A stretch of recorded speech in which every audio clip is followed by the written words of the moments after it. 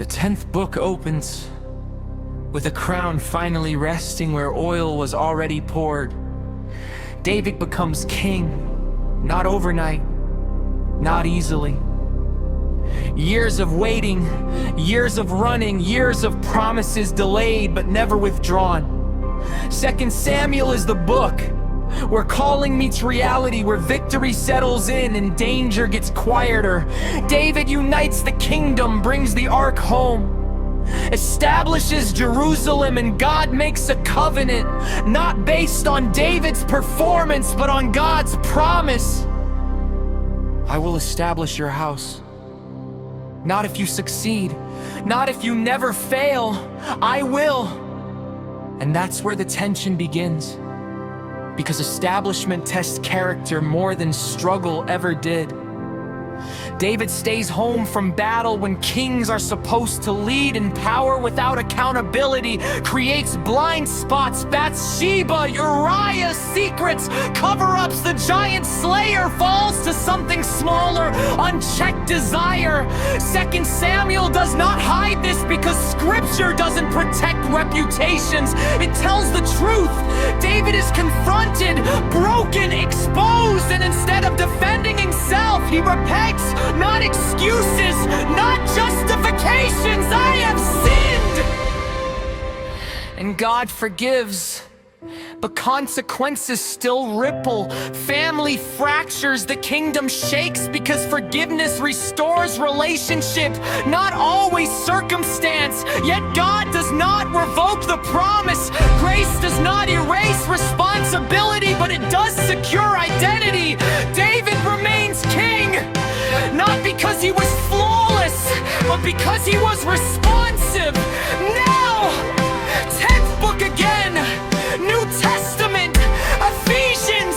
Paul writes to a church, learning how to live after salvation, not how to be rescued, but how to be established. You are dead, Paul says, but now you are alive, not by effort, not by status, by grace. Ephesians is what covenant looks like after failure. Paul says you are seated with Christ already.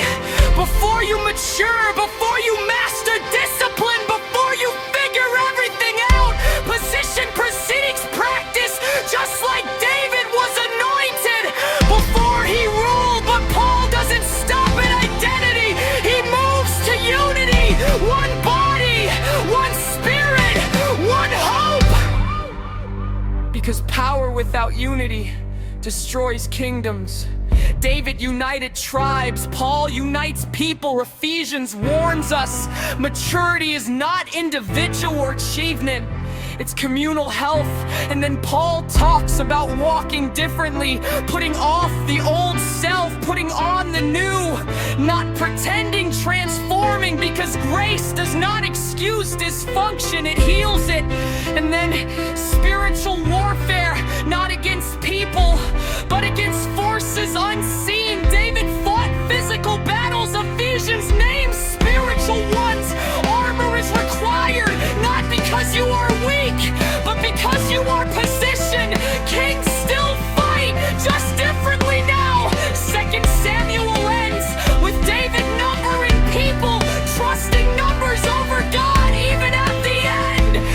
Leaders are still learning. Ephesians ends with prayer, dependence, awareness, humility, because establishment is not self-sufficiency, it's sustained surrender. 2 Samuel shows us a king established by promise. Ephesians shows us a people established by grace. Both teach the same truth. Elevation reveals what preparation concealed, but failure does not cancel covenant. Grace does not abandon when weakness is exposed. God establishes what God initiates. So if you're seated, walk worthy. If you're forgiven, live free. If you're established, stay humble, because the same God who lifts also sustains. And the goal was never just a crown. It was a kingdom marked by grace.